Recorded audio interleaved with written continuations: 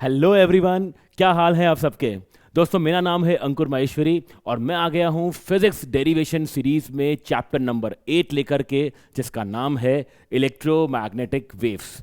दोस्तों, इस चैप्टर के अंदर मेनली अपन दो डेरिवेशन डिस्कस करेंगे। सबसे पहला है डिस्प्लेसमेंट करंट की डेरिवेशन।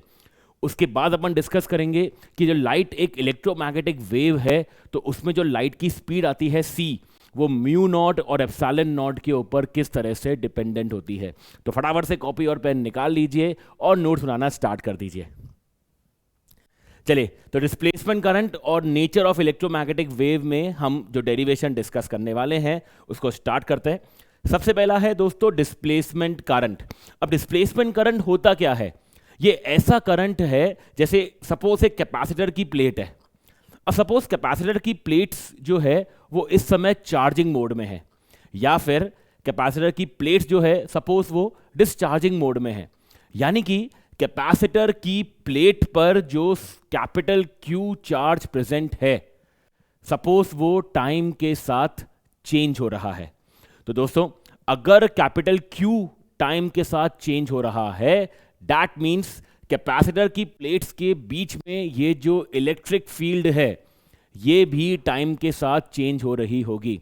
कैसे मालूम चला यार? ई का फॉर्मूला क्या होता है कैपेसिटर की प्लेट्स के बीच में? Sigma by epsilon not. Sigma क्या होता है? Q by A epsilon not. क्या क्यू चेंज हो रहा है? यस, क्योंकि कैपेसिटर अभी धीरे धीरे चार्ज हो रहा है। कैपेसिटर चार्जिंग और डिस्चार्जिंग मोड में क्यू का वैल्यू उसमें कंटिन्यूसली बदलता रहता है। अगर Q बदलता रहेगा तो दोस्तों इलेक्ट्रिक फील्ड बदलती रहेगी, और अगर इलेक्ट्रिक फील्ड बदलती रहेगी तो इलेक्ट्रिक फील्ड की वजह से जो आने वाला फ्लक्स है वो भी चेंज होता रहेगा। तो यहां पर अगर अपन एक पॉइंट लिख लें, that is during charging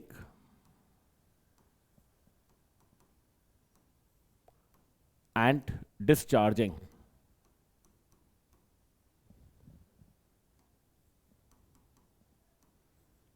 of capacitor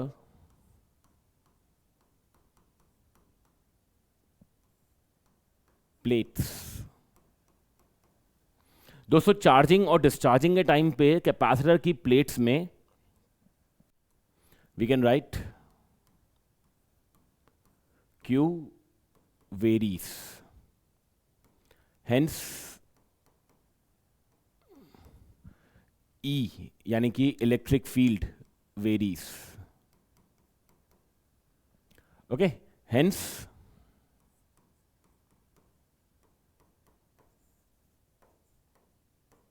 flux, कौन सा फ्लक्स?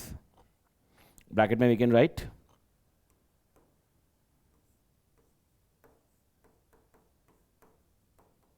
Electric flux varies. ठीक है, तो अगर अपन इसको डिराइव करना चाह रहे हैं अब, तो देखिए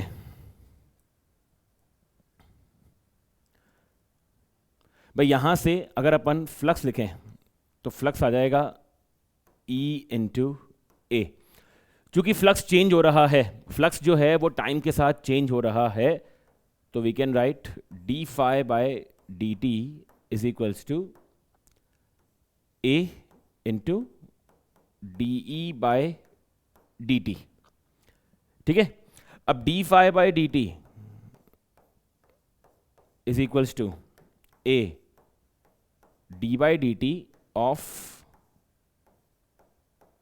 Q upon A epsilon not.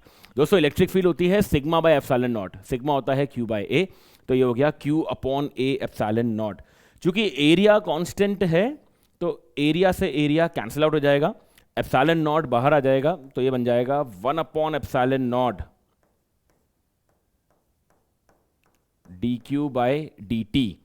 दोस्तों, ये जो D Q by D T है ये कंडक्शन करंट नहीं है, ये चार्जेस के फ्लो होने की वजह से नहीं आ रहा है, ये एक अलग तरह का करंट है। ये ऐसा करंट है जो कैपेसिटर की प्लेट्स में जब चार्ज का वैल्यू बदल रहा है तो उसके वेरिएशन से जो करंट आ रहा है प्लेट्स में, वो होता है दोस्तों डिस्प्लेसमेंट करंट। ठीक है, तो यहां पे ये जो D Q by D T हो गया आपके लिए, ये जो आपका D Q by D T हो गया, ये हो गया आपका डिस्प्लेसमेंट करंट, सॉरी इसको लिख देते हैं अपन D Q by D T. तो यहां से होगा क्या, ये एप्सिलॉन नॉट चले जाएगा इधर मल्टीप्लाई के अंदर D phi by D T के साथ, तो फाइनली आपका आंसर आ जाएगा epsilon not D phi E by D T. ये फाई ई क्या डिनोट कर रहा है कि ये एक इलेक्ट्रिक फ्लक्स है, ठीक है। तो यहां से अपने पास डिस्प्लेसमेंट करंट आ गया finally I D is equals to epsilon not D phi E by D T, ठीक है। तो ऐसे में अगर अपन एम्पियर मैक्सवेल लॉ लिखते हैं, so for a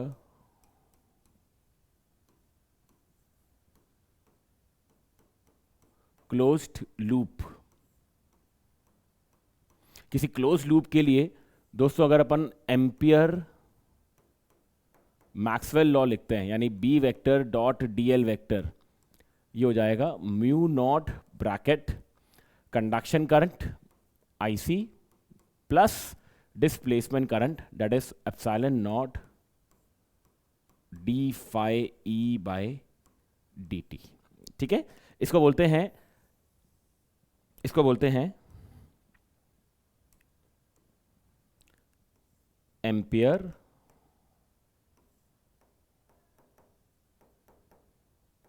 Maxwell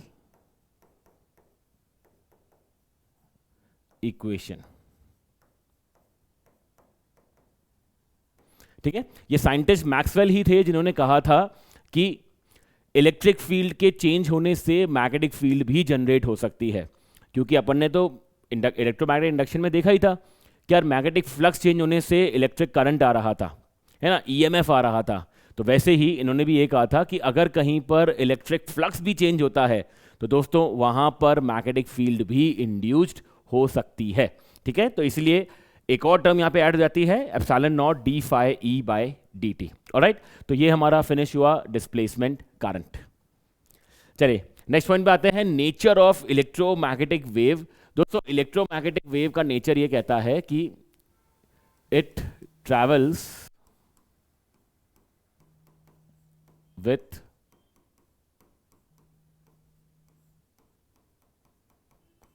speed of light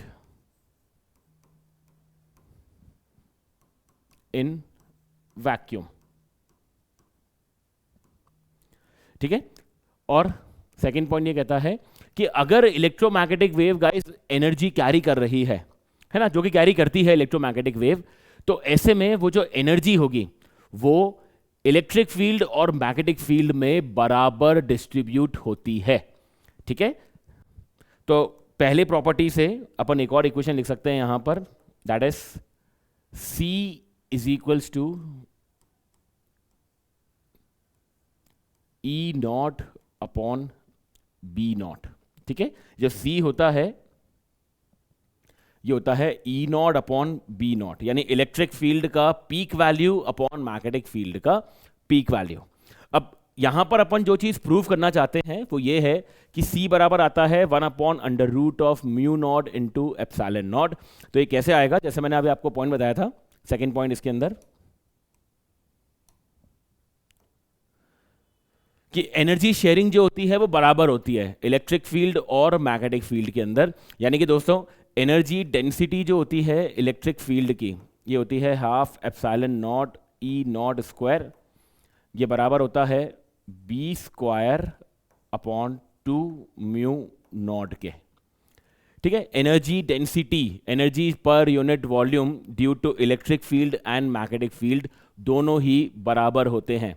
तो यहां से ये 2 का फैक्टर हो गया कैंसिल, एप्सिलॉन नॉट चले जाएगा डिवाइड में, तो ये आएगा आपका E not square upon B naught square is equals to 1 upon epsilon naught into mu naught. अब दोस्तों E not square upon B naught square हो गया सी स्क्वायर, ठीक है। तो यहां से आपके पास फाइनली इक्वेशन आ जाएगी, that is C is equals to 1 upon under root of mu not epsilon not. ठीक है, तो दिस इज फॉर वैक्यूम।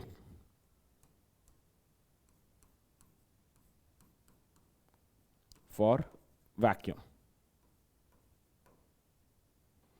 ठीक है। वैक्यूम के अलावा अगर कोई और मीडियम आ जाता है तो वहां पे ये म्यू नॉट एप्सिलॉन नॉट बदल जाएगा म्यू इंटू एप्सिलॉन, जिसमें अपन म्यू को लिखेंगे mu not into mu R, epsilon को लिखेंगे epsilon naught into epsilon are.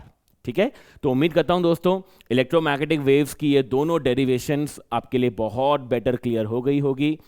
और कोई डाउट किसी को अगर लेक्चर के दौरान आता है तो आप कमेंट सेक्शन में जाकर के अपना डाउट जो है वो पोस्ट कर सकते हैं।